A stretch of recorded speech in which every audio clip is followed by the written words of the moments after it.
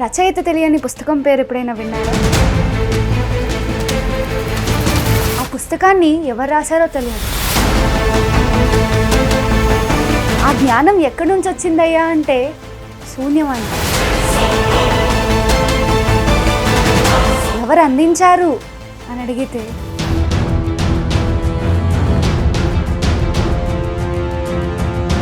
చిరంజీవి అయినటువంటి హనుమంతుల వారు అందించారంట. ఇంతకీ ఏంటా పుస్తకం? అందులో నిక్షిప్తమై ఉన్న జ్ఞానం ఏంటి తెలుసుకోవాలనుకుంటున్నారా?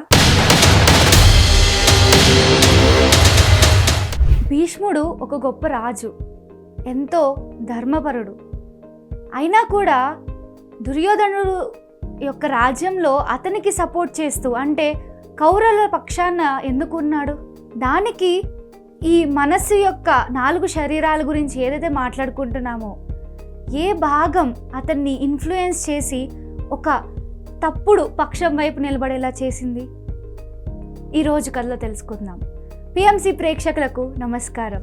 ఇమ్మోర్టల్ టాక్స్ చిరంజీవత్వపు సంభాషణలు 12వ ఎపిసోడ్కి మీ అందరికీ స్వాగతం. సో నిన్నటి ఎపిసోడ్లో మనం తెలుసుకున్నాము ఈ ఫిజికల్ బాడీ యొక్క నీడ్స్ అండ్ డిజైర్స్, కోరికలు ఏ విధంగా ఉంటాయి, అండ్ ఈ మనస్సుకి 4 రకాల శరీరాలు ఉన్నాయి అని తెలుసుకున్నాం. ఆకారాలు అవి ఏంటి అంటే the intelligence, the intellect, the Sanskar and చిత్త. ఈ 4 శరీరాలు దానికి ఉన్నాయని తెలుసుకున్నాం. అసలు ఇవి వీటి యొక్క కార్యకలాపాలు ఏంటో ఈరోజు మనం తెలుసుకుందాం. మొదటిది ద ఇంటెలిజెన్స్ బాడీ, అంటే మనో శరీరం. సో ఇది ఏంటి అంటే ఇది ఎప్పుడు వర్తమానంలో ఉండదు. అయితే గతం గురించి ఆలోచిస్తూ ఉంటుంది, లేదా భవిష్యత్తు గురించి ఆలోచిస్తూ ఉంటుంది.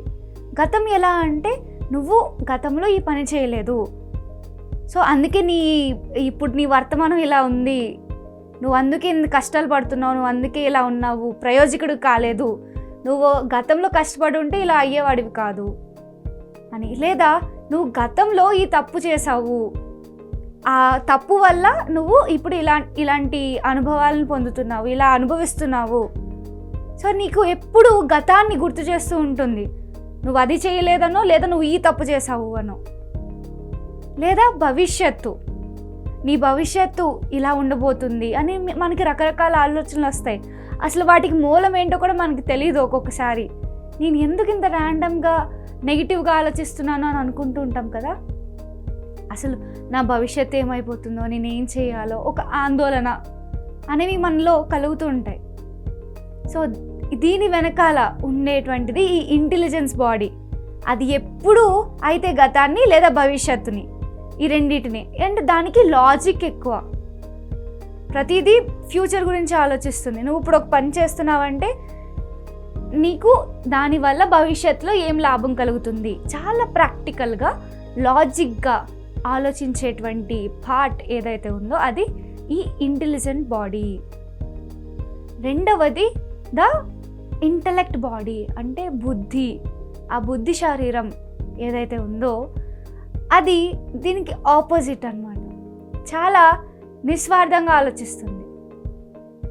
అది ఏమనుకుంటుంది అంటే ఇప్పుడు ఇంటెలిజెన్స్ బాడీ ఏదైతే ఉందో అది మనల్ని మనం డెవలప్ చేసుకోవాలి, అంటే పాజిటివ్ సైడ్ అనమాట. దానికి మన భవిష్యత్తుని మనం సరిగ్గా అభివృద్ధి చేసుకోవాలి కాబట్టి దానికోసం కష్టపడాలి. ఇది పాజిటివ్ సైడ్. దానికి నెగిటివ్ సైడ్ ఏంటి? నువ్వు ఇప్పుడు ఏం చేయకపోతే నీ భవిష్యత్తు గందరగోళం అయిపోతుంది. ఇలా రకరకాల ఆలోచనల్ని ఇంపాక్ట్ చేస్తుంది మనలోకి. సో ఈ ఇంటలెక్ట్ బాడీ ఏదైతే ఉందో అది నిస్వార్థంగా ఆలోచిస్తుంది, మరియు నువ్వు ఒక్కడివి మాత్రమే పరిపూర్ణత చెందలేవు, మనం అనేది ఉండాలి అని ఆలోచిస్తుంది అది ఎప్పుడు. అంటే కలెక్టివ్నెస్ లేదా ఒక కమ్యూనిటీ, ఒక సమూహం గురించి ఆలోచిస్తుంది.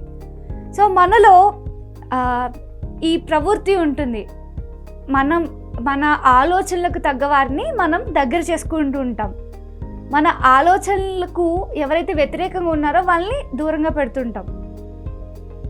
లైక్ మైండెడ్ పీపుల్ అంటుంటాం. సో వాళ్ళందరినీ మనం కలుపుకుంటూ ఉంటాం.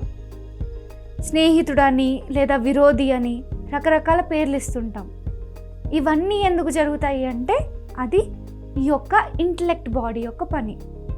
సో అదేం చేస్తుంది అంటే తాను ఒక్కడు పరిపూర్ణత చెందలేడు.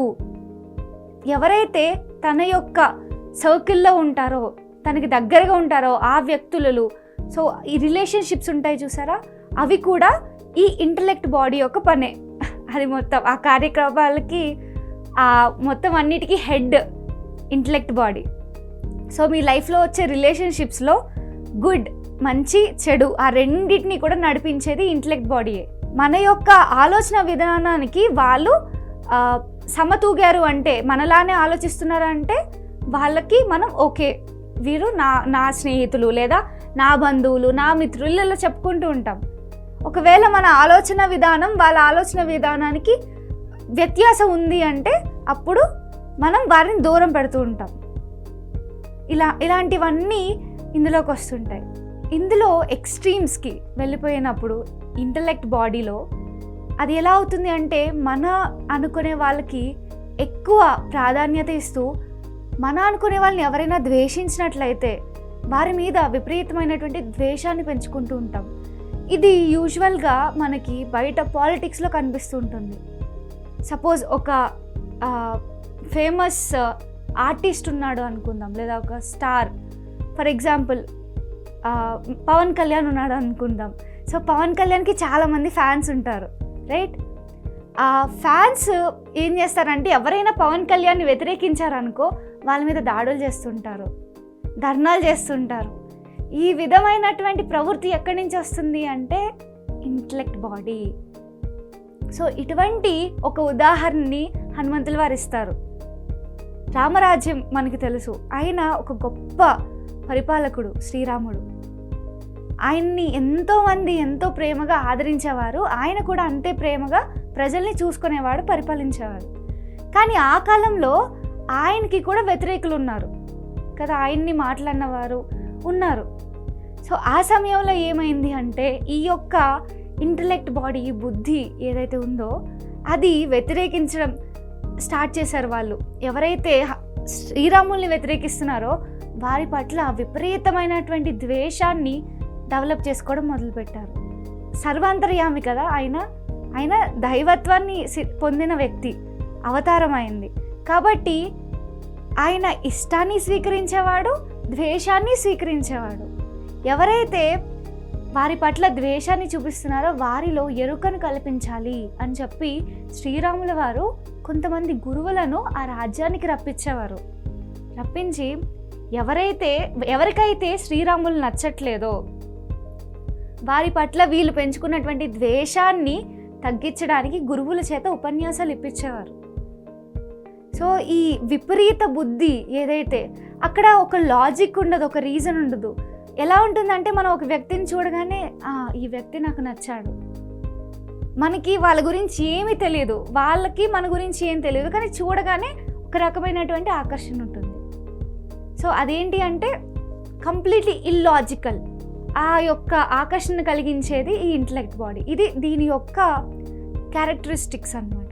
సో ఎప్పుడైతే ఇది సందిగ్ధంలో పడుతుందో అంటే ఇంటెలెక్ట్కి ఒక్కొక్కసారి ఏమవుతుందంటే అన్ని ఇల్లాజికల్గా అనిపిస్తుంటాయి. నేను అసలు ఎందుకు చేశాను, ఎందుకు ఒకరికి ఆకర్షితులు అవుతున్నాను, సో దానికి ఒక ఎక్స్ప్లెనేషన్ కావాలి. అది ఇచ్చుకోలేనప్పుడు ఏం చేస్తుంది అంటే అది ఇంటెలిజెంట్ బాడీ యొక్క సహాయాన్ని తీసుకుంటుంది. సో ఇప్పుడు ఈ రెండు కలిసి పనిచేస్తుంటాయి. మనం ఆల్రెడీ ముందు చెప్పుకున్నాం, ఒకటే వర్క్ చేయదు, ఇవన్నీ రెండో మూడో కలిపి పనిచేస్తుంటాయని. సో మీకు ఒక ఫ్రెండ్, ఒక వ్యక్తి మీకు కలిశాడు, సో అతనికి మీరు ఆకర్షితులయ్యారు. సో మీ దగ్గర ఏ లాజిక్ లేదు అతనికి ఎందుకు ఆకర్షితులయ్యారని. సో ఇప్పుడు ఈ ఇంటెలెక్ట్ బాడీ ఏదైతే ఉందో అది ఇంటెలిజెన్స్ బాడీ యొక్క సహకారం తీసుకుంటుంది. ఆ వ్యక్తితో నేను ఉండాలనుకుంటున్నాను, ఆ వ్యక్తి నాకు ఫ్రెండ్లా అనిపిస్తుంది అంటాం చూసారా, ఈ పదం అనిపిస్తుంది, దాని ఇంట్యూషన్ అంటాం, కానీ అది ఇంట్యూషన్ కాదు. మనం చాలా డీప్గా వర్క్ చేయాలి దాని మీద. ఇంట్యూషన్స్ అనేవి క్లారిటీ వచ్చేంత వరకు నాకు ఇంట్యూషన్ వస్తుందని ఎవరికి చెప్పొద్దు, because intuitions are very depth. అవి ఒక్కొక్కసారి మనం తప్పుడు అడుగులు వేసేటువంటి అవకాశం ఉంది. ఇంట్యూషన్స్ అనేవి వేరు, మన ఇంటలెక్ట్ బాడీ నుంచి వచ్చేటువంటి సిగ్నల్స్ వేరు. ఇంటలెక్ట్ బాడీ అనేది మనలో ఒకటి ఉంటుంది, అది లాజిక్లెస్గా ఆలోచిస్తూ ఉంటుంది, అది సెల్ఫ్లెస్గా ఆలోచిస్తుంది, నిస్వార్థంగా ఆలోచిస్తుంది. దాని దగ్గర ఎటువంటి ఎక్స్ప్లెనేషన్స్, రీజన్స్ ఉండవు. సో ఎప్పుడైతే అది ఒక వ్యక్తిని ఇతను నాకు నచ్చాడు అనేటువంటి ఒపీనియన్ చెప్తుందో అప్పుడు వెనక నుండి అది ఇంటెలిజెంట్ బాడీ యొక్క సహకారం తీసుకుంటుంది. సో అదేం చెప్తుంది అంటే ఈ వ్యక్తి వల్ల నీకు ఈ ఉపయోగాలు ఉన్నాయి అని చెప్తుంది. అతను చాలా తెలివైన వాడు అనో, లేదా అతను సంపాదిస్తున్నాడు అనో, ఇతని వల్ల నీకు భవిష్యత్తులో ఉపయోగం ఉంటుంది అనో ఒక రకమైనటువంటి లాజిక్ని ఇస్తుంది. సో ఆ లాజిక్ ఈ రెండు కలిసి ప్రొసీడ్ అవుతుంటాయి అన్నమాట. ఇలా ఎప్పుడైతే బాంధవ్యాలు ఇవన్నీ ఫామ్ అవుతాయో అవి ఎక్కువ కాలం నిలవవు, ఎందుకంటే క్లాషెస్ వస్తాయి. ఒక వ్యక్తి కాన్స్టెంట్గా అలానే ఉండలేరు, వాళ్ళలో మార్పులు అనేవి వస్తాయి. మీ ఆలోచన పరిధిలో మీకు అప్పుడు నచ్చినటువంటి వ్యక్తి ఆ తర్వాత వచ్చినటువంటి మార్పుల వల్ల నచ్చకపోవచ్చు. సో అప్పుడు క్లాషెస్ అనేవి స్టార్ట్ అవుతాయి. సో మెయిన్గా ఈ రిలేషన్షిప్ ఇష్యూస్ ఎక్కడ వస్తాయి అంటే ఇక్కడ. సో మనం అది క్లియర్గా తెలుసుకోవాలి, అది మన ఇంటలెక్ట్ బాడీ నుంచి వస్తున్న సిగ్నల్సా, లేకపోతే మన ఇంట్యూషన్ నుండి, మన సోల్ నుండి వస్తున్న సిగ్నల్సా అనేది. ఈ చాలా కేర్ఫుల్గా అడుగు తీసుకోవాల్సినటువంటి సిచ్యువేషన్స్ అవి. సో ఇప్పుడు ఉర్వాని హనుమంతులు వారు అడుగుతారు, ఉర్వా నువ్వు తర్వాత నాయకుడివి కాబోతున్నావు కదా, ఒకవేళ నీ యొక్క బిహేవియర్ లేదా నువ్వు చేయాలనుకున్నటువంటి మార్పులు నీ యొక్క కమ్యూనిటీలోని కొంతమందికి నచ్చలేదు అంటే అప్పుడు ఏం చేస్తావు? సో ఉర్వాకి ఆల్రెడీ ఈ విషయం మీద ఒక క్లారిటీ వచ్చింది. ప్రకటనలు మీవి, ప్రచారాలు మావి, జీవితంలోని వెలుగులందరివి. పిఎంసి తెలుగు ఛానల్లో మీ యాడ్స్ కోసం సంప్రదించవలసిన ఫోన్ నంబర్స్.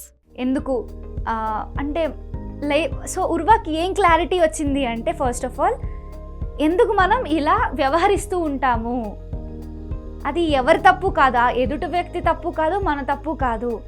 వారికి నీ మీద ఒక ఇమేజ్ ఏర్పడి ఉంటుంది, అంటే ఈ వ్యక్తి ఇలాంటి వాడు అనేటువంటి ఒక మనం ఊహను ఫామ్ చేసుకొని ఉంటాం అక్కడ.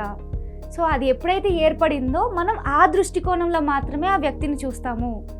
అదేవిధంగా నేను ఒక వ్యక్తిని నా యొక్క దృష్టికోణంతో చూస్తాను, కానీ ఆ వ్యక్తి అది కాదు. ఇంకా చాలా ఉంటుంది ఆ వ్యక్తికి సంబంధించి, కానీ నాకు ఇవి మాత్రమే కనిపిస్తున్నాయి. సో కనిపించిన దాన్ని బట్టి నేను చూస్తాను. ఇలా ఈ విషయం ఎప్పుడైతే ఉర్వాకి అర్థమైందో, ఈ నచ్చడం నచ్చకపోవడం ఇవన్నీ చాలా కామన్. ఆ వ్యక్తికి నచ్చినవి నాకు నచ్చకపోవచ్చు, నాకు నచ్చినవి ఆ వ్యక్తికి నచ్చకపోవచ్చు, నచ్చాల్సిన అవసరం లేదు. సో అందరూ ఈ యొక్క విషయం ఎప్పుడైతే మనందరికీ అర్థమవుతుందో అప్పుడు ప్రపంచంలో శాంతి అనేది నెలకొంటుంది. మేజర్ కాన్ఫ్లిక్ట్స్ అంటే సంఘర్షణలు ప్రపంచంలో ఎందుకు ఏర్పడుతుంటాయి చెప్పండి? అభిప్రాయ భేదాలు ఎక్కడొస్తాయి? నీకు నచ్చింది ఇంకొకరు అభినందించకపోతేనో సమర్థించకపోతేనో అభిప్రాయ భేదాలు వస్తాయి. దాన్ని మనం ఒక్కొక్కసారి ఏ ఎక్స్టెంట్ వరకు తీసుకెళ్తుంటాం? గొడవల వరకు, చంపేసుకోవడం వరకు కూడా వెళ్తుంటాయి, మనం చూస్తున్నాం సమాజంలో. సో ఈ అభిప్రాయ భేదాలన్నిటికీ కారణం మన ఇంటలెక్ట్ బాడీ. దాంట్లో మళ్ళీ పాజిటివ్ థింగ్స్ కూడా ఉన్నాయి. మనం ప్రేమగా చూడాలి అనుకుంటాం, చాలా సెల్ఫ్లెస్ ఉంటుంది అది, అంటే చాలా నిస్వార్థమైనది. మనం చూపించేటువంటి దయ, కంపాషన్ ఏదైతే ఉందో అది ఎవ్రీథింగ్, అది కూడా మన యొక్క ఇంటలెక్ట్ బాడీ నుంచే వస్తుంది. సో ఇలా ఇంటెలిజెంట్ బాడీ గురించి, ఇంటలెక్ట్ బాడీ గురించి హనుమంతుల వారు చెప్పారు. ఇప్పుడు ఉర్వాకు ఒక డౌట్ వచ్చింది, దేవా మీరు చెప్పేటువంటి ఈ నా లైఫ్లో జరిగేటువంటి ప్రతి ఎమోషన్ లేదా ప్రతి సంఘటనని నేను ఈ బయట భౌతిక దేహంతోనూ, ఈ ఇంటెలిజెన్స్ బాడీతోనూ, ఇంటలెక్ట్ బాడీతోనూ, ఈ మూడాటితోనే నేను అనుసంధానం చేసుకుంటున్నాను, అంటే వీటికి నేను రిలేట్ చేసుకుంటూ ఉన్నాను. మొత్తం ఇందులోనే అయిపోయాయి. ఇంకా ఈ సంస్కార బాడీ, చిత్త బాడీ రెండిటితో పనే ఉంది అసలు. అంటే వాటి యొక్క ఇంపార్టెన్స్ ఏంటి, వాటి యొక్క రోల్ ఏంటి, అవి ఏ ఫీల్డ్కి ఏ రంగానికి అవి అధినాయకులు అని అడుగుతాడనమాట. కరెక్టే కదా, మన లైఫ్లో ఎక్కువ మేజర్గా ఏంటి అంటే ఒకటి మన గతం గురించి, మనం భవిష్యత్తు గురించి ఆలోచిస్తాము, లేదా సమాజం గురించి, మన ఫ్యామిలీ కుటుంబం గురించి, స్నేహితుల గురించి, సమాజం, ఇవే ఎక్కువ ఆలోచనలన్నీ. ఇక్కడే మొత్తం అయిపోయింది కదా, మరి మిగతా రెండు, ఆ సంస్కార బాడీ, చిత్త బాడీ, ఈ రెండిటి యొక్క పని ఏమిటి అని అడుగుతాడనమాట. సో అప్పుడు సంస్కార బాడీ ఏదైతే ఉందో అది మన యొక్క డైలీ రొటీన్ ఏదైతే ఉందో అది, దాని యొక్క పని ఈ డైలీ రొటీన్ని రోజు చేయడం అన్నమాట.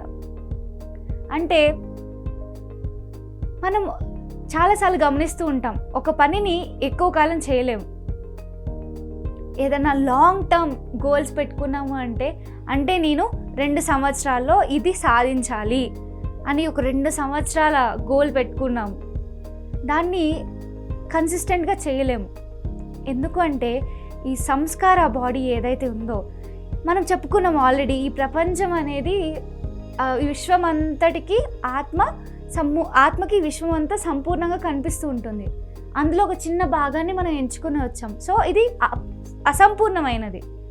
ఈ అసంపూర్ణమైన దాంట్లో ఆ పూర్ణతను కోరుకుంటుంది ఈ సంస్కార బాడీ అనేది. కాబట్టి వెంటనే ఆ యొక్క కోరికలు లేదా ఆ ఒక పనిని పూర్తి చేయడం వల్ల అందులో సంపూర్ణతను ఆస్వాదిస్తూ ఉంటుంది. సో ఇది ఈ సంస్కార బాడీ యొక్క లక్షణం. సో అదేం చేస్తుంది అంటే, మొత్తం ఇది చాలా అన్సర్టైన్ కదా ఈ ప్రపంచం అనేది, ఎప్పుడేం జరుగుతుందో తెలియదు. ఇటువంటి అన్సర్టైనిటీలో అది ఒక పర్ఫెక్షన్ని కోరుకుంటుంది. అంటే పొద్దున్న లేచినప్పటి నుంచి సాయంత్రం అయ్యే వరకు ఇది ఇలానే జరగాలి, ఒక ఆర్డర్లో అవ్వాలి. ఈ మన డిసిప్లిన్ అంటాం చూసారా, ఆ డిసిప్లిన్లో కొంచెం ఓవర్ డిసిప్లిన్, దానికి మళ్ళీ అబ్సెస్డ్ అయిపోవడం, ఆ ఓవర్ డిసిప్లిన్ ఏదైతే ఉందో అది సంస్కార బాడీ చేస్తుంది.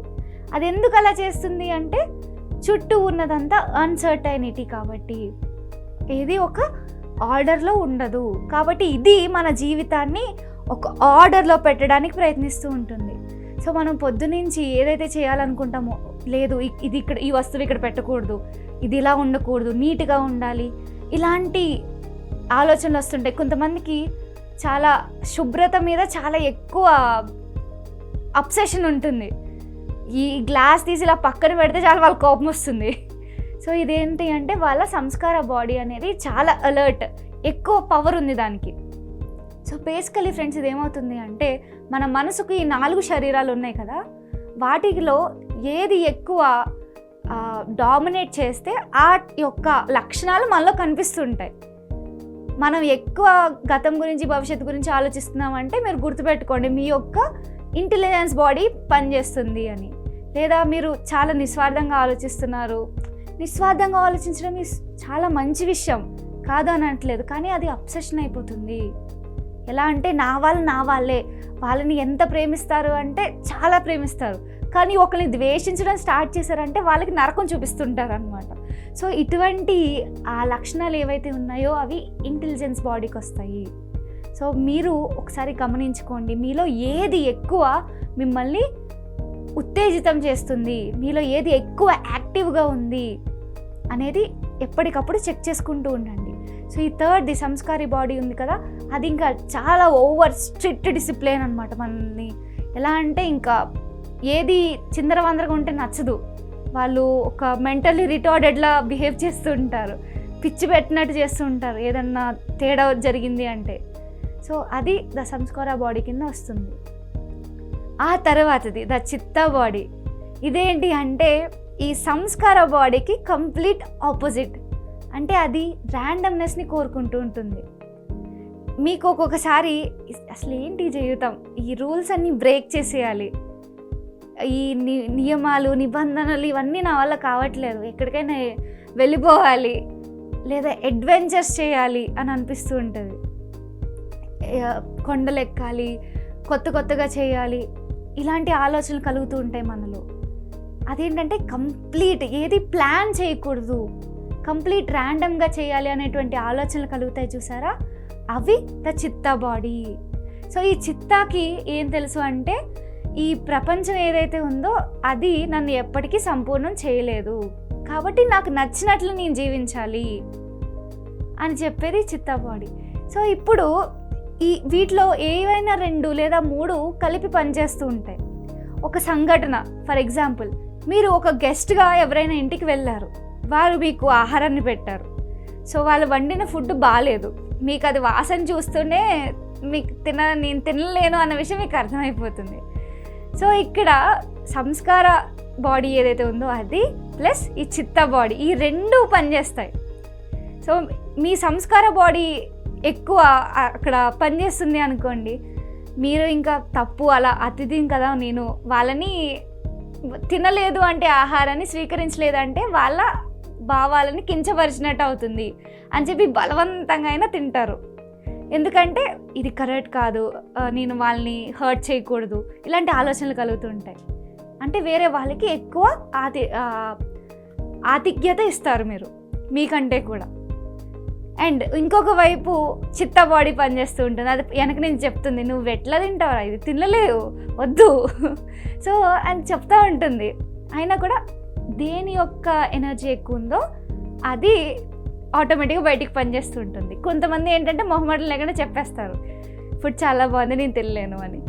సో ఇలా ఎప్పుడైతే చిత్త బాడీ పనిచేసిందో అప్పుడు అది కొంచెం హార్ష్గా పనిచేయడం మొదలెడుతుంది.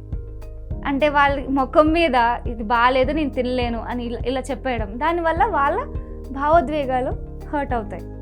సో ఇలా ఎప్పుడు ఈ 2 బాడీస్ వెనకాల కొట్టుకుంటూ ఏదో ఒకటి బయటకు వస్తూ ఉంటుంది. సో లైఫ్లో ప్రతిరోజు ఈ సంఘటనలన్నీ మనం కోరిలేట్ చేసుకుంటుంటాం, అర్థమవుతూ ఉంటాయి మన అందరికీ. అండ్ భీష్ముడు, సో అతనికి ఈ సంస్కార బాడీ ఏదైతే ఉందో అది చాలా యాక్టివ్గా ఉంది. అంటే ఆయన దానికి కట్టుబడిపోయి ఉన్నాడు, ఆయన యొక్క ఆ నియమాలకు కట్టుబడి ఉండడం వల్ల దుర్యోధనుడు ఆ కౌరవుల పక్షాన ఉండవలసి వచ్చింది జీవితాంతకాలం. ఆయన ధర్మం వైపు ఉంటే ఆ నియమాలను సైతం ఉల్లంఘించి పాండవుల వైపు వెళ్ళేవాడు. సో ఈ సంస్కార బాడీ ఎంత డేంజరో చూడండి. మనకి తెలుసు ఒక్కొక్క వ్యక్తి తప్పు చేస్తున్నాడు అని, కానీ అయినా వాళ్ళని సపోర్ట్ చేస్తూ ఉంటాం. వాడు చేసే ఏదో పనులన్నిటినీ సహకరిస్తూ వాటిని సపోర్ట్ చేస్తూ వస్తాం. ఎందుకంటే ఈ సంస్కార బాడీ అది చెప్పుద్ది అనమాట మనకి, వాడు నీ ఫ్రెండ్, నువ్వు సపోర్ట్ చేసి తీరాలి, నువ్వు ఉండి తీరాలి, నువ్వు మాట మీద నిలబడాలి. సో వెనక నుంచి మనకి ఇటువంటి డైలాగ్స్ అన్నీ వస్తుంటాయి. సో మనం ఏం చేస్తామంటే వాడు మంచోడు కాదని తెలిసినా కూడా మనం వాడిని సపోర్ట్ చేస్తుంటాం. ఇవన్నీ ఎందుకు అంటే, అండ్ కర్ణుడు కూడా దుర్యోధన పక్షానే ఉన్నాడు. అతను ఎంతో ధర్మవంతుడు, ఆయన ఎందుకు ఉన్నాడు? స్నేహితుడి కోసం. సో ఈ సంస్కార బాడీ వీటిలో ఎక్కువ ఇన్వాల్వ్ అయిపోవడం వల్ల మనకి సరైనది సరికానిది అనేటువంటి నిర్ణయాలు మనం తీసుకోలేము. సో ఇలా ఈ 4 శరీరాలు పనిచేస్తూ ఉంటాయి మన మనసులో. అయితే వీటిని ఒక కోఆర్డినేషన్లోకి ఎలా తీసుకురావాలి, ఇవన్నీ ఒక ధాటి మీద పనిచేసేలా ఎలా చేయాలి అనేటువంటి విషయాన్ని హనుమంతుల వారు మనకి చెప్తున్నారు. అది చాలా ముఖ్యం. ఎందుకంటే ఒకదాని శక్తి పెరిగింది అంటే అది ఏదో ఒక గందరగోళాన్ని సృష్టిస్తూ ఉంటుంది. ఈ 4 సమానంగా పనిచేయాలి మన జీవితంలో, అప్పుడే మన లైఫ్ సరైన దారిలో వెళ్తూ ఉంటుంది. మరి అది పని చేయాలి అంటే మనం ఏం చేయాలి అనేటువంటి విషయాన్ని మనం తర్వాత ఎపిసోడ్లో తెలుసుకుందాం. Until then stay tuned to PMC. ప్రతి క్షణం సత్యదర్శనం. Signing off Deepti.